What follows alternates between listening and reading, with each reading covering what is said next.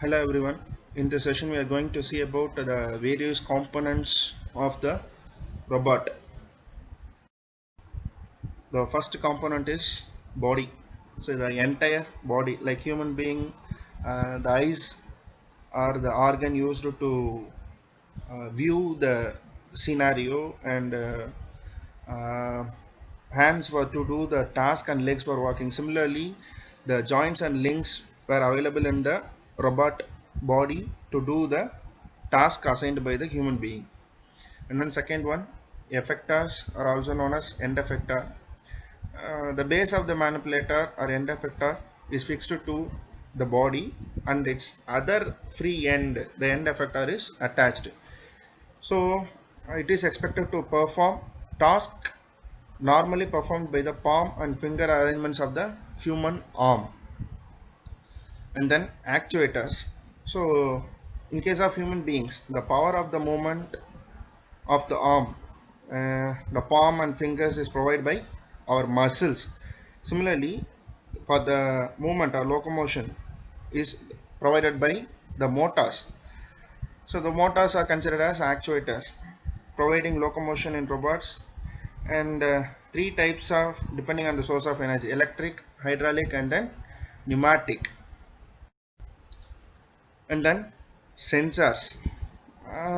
Without the data supplied by the sense organs, the brain would be incapable of intelligence. Similarly, if we touch a fire through our finger, then our brain starts sending the information that there is more than temperature, which cannot be எப்படி சொல்கிறது, நம்ம விரலால் அதை வந்து ஏற்றுக்க முடியாது அந்த டெம்பரேச்சரை. ஸோ அது அந்த information is sent from our brain, and so we will left out our fingers from the fire. So that is known as sensing. So அந்த மாதிரி, in other words, the controller of the robot cannot do any meaningful task if the robot is not with the component analogous to the sense organs of the human body. So என்ன சொல்றோம் அப்படின்னா, without the sensors, the actuators will not actuating the task from the program. That program is written in the software, and it is one of the important component of the robot. So sensors are nothing but measuring instruments which measures quantities such as position, velocity, force, torque, proximity, temperature, etc. And then controller, the it's nothing but the digital computer. Both the hardware and software acts as a controller of the robot. So the controller functions in a manner analogous to the human brain. With the help of this controller, the robot is able to carry out the assigned task, and the controller directs and controls the movement of the manipulator and the end effector. Simply, in other words, controller controls the robot, like our brain controls our body. And finally, the most important thing in the robot is nothing but the software. It is the user interface, that the conversation between our human being and the machine. So it can be done through this software.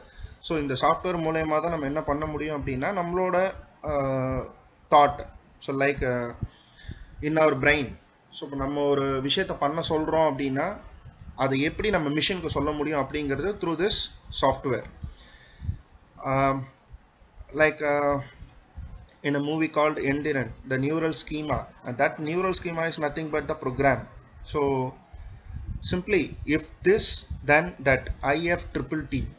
So இப்போ நம்ம வந்து like a human command to the robot, like up, down, walk, run, etc. So இப்போ இதை நம்ம சொல்ல சொல்ல அந்த robot செய்யுது இல்லையா. So with the help of this software, which is a pre-programmed one. And then robot body, it consists of nothing but the links and joints. So இப்போ நம்ம பார்க்குறப்போ இது வந்து ஒரு link. So and then the more number of links to make a joint. So link is a part, a shape with the physical properties.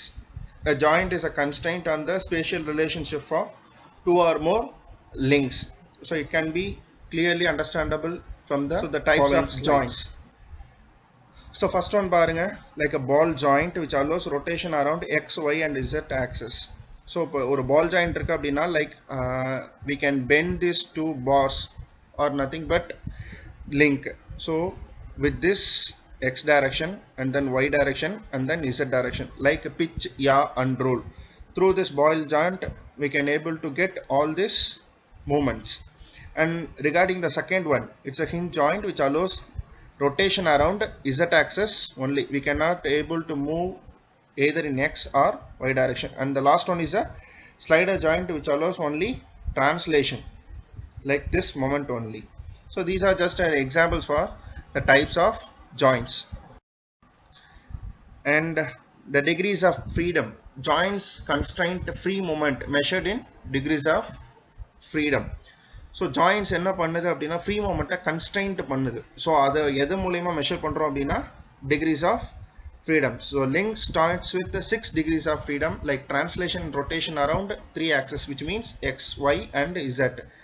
So in x axis both the translation and rotation, and in y and similar to y, z also. So joints reduce the number of degrees of freedom by constraining some translation or rotations. So நம்ம என்ன பண்றோம் அப்படின்னா with the help of this joints, so either translation moment or rotation moment restrict பண்றோம். So in order to do a designed or assigned task, robots classified by total number of degrees of freedom. So 6 degrees of robot arm. So இப்போ இதில் நம்ம பாருங்க, like our human being, so body, our body, and then it is compared to the base of the robot, and then the shoulder, like our shoulder, here also an shoulder in the robot, and like our elbow and the forearm, the robot is also having the same. So it can be more visualizable through the robot arm or a human arm. So this is that. So it's our human body like robot, and there is a shoulder, elbow, wrist and the hand. So how many degrees of freedom in the shoulder? 3 degrees of freedom. And in case of elbow there is only 1 degrees of freedom. So here in this joint the movement will be like this, and so the degrees of freedom will be 1. And in case of shoulder, as we know that we can rotate our shoulder and move our shoulders and like pitch, yaw and roll movements. And in case of wrist 2, and in case of hand there will be 4 degrees of freedom. So in order to get 3 degrees of freedom like our human shoulder, the robot needs 7 actuators for activation. And in case of neck there is also a 3 degrees of freedom. What are all the movements like pan, tilt and translation? So this is an example for a robotic arm. And then effectors. So the component used to accomplish some desired physical function. What are all the examples for the effectors are hands, torch, wheels, legs and trumpet. Even trumpet is also an effector used to do the physical function such as to produce a music. And then what are all the key components in the robot? Like base is nothing but the body, and then manipulator, linkages are like our end effectors. And in order to do the task assigned by the human being, actuators are the plays a key role, and controller, sensors, power conversion unit and user interface. So user interface அப்படிங்கிறது the language between the human and the machine. So ஒரு human நினைக்கக்கூடிய தாட்டை or ஒரு செய்யக்கூடிய வேலையை மெஷினுக்கு எப்படி convert பண்றது. So that comes from the user interface, and the controller is nothing but our brain of the human being. So with the help of sensors senses the action, and the controller makes the power conversion to the actuators, and with the help of actuators the manipulator or end effectors to do the desired task. So these are all the key components of the robot. So simple as சொன்னோம் அப்படின்னா sensor. இப்போ நம்மளோட like in the first slide or the previous slide, நெருப்பு. So நம்ம போய் ஒரு நெருப்பு கையால் தொடும்போது like in our brain it starts sensing the temperature, and so temperature அதிகமாக இருக்கு. ஸோ நார்மல் ஹியூமன் பீயிங்கோட டிஷ்யூ ஆர் மசில்ஸ் தாங்கக்கூடாத ஒரு டெம்பரேச்சர் இருக்கு அப்படிங்கிறத பிரெயின் சென்ஸ் பண்ணி, and it sends the information or signal to the finger to remove from the fire or the temperature above the normal.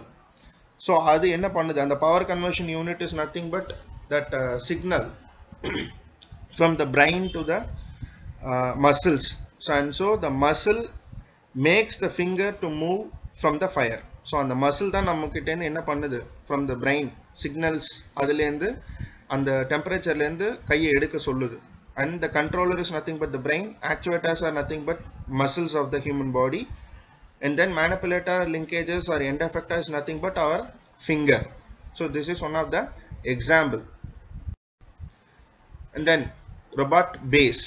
So it consists of two classification, one is fixed one and another one is a mobile one or mobility. Mobility is nothing but the movement. So robotic manipulators used in manufacturing are examples of fixed robots. They cannot move their base away from the work being done.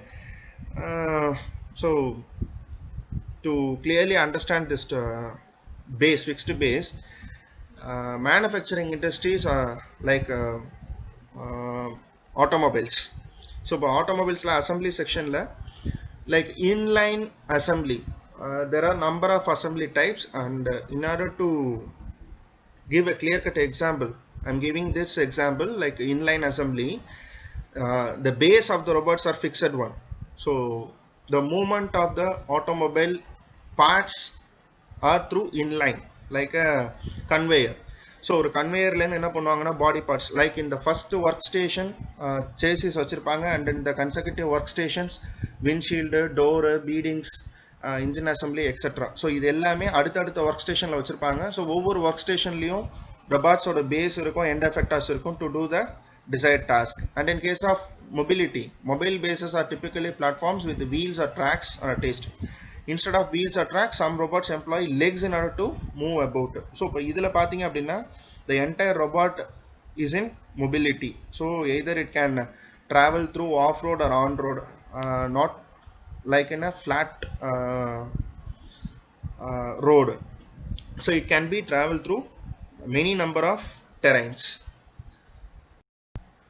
And what are all the mechanisms, mechanical elements available in the robot, like inclined plane winch, chain and sprocket, cam and follower, slider cranker, chain and sprocket, lever, linkages. So these are all the mechanical elements used to produce the movements or to actuate the linkages in the robot.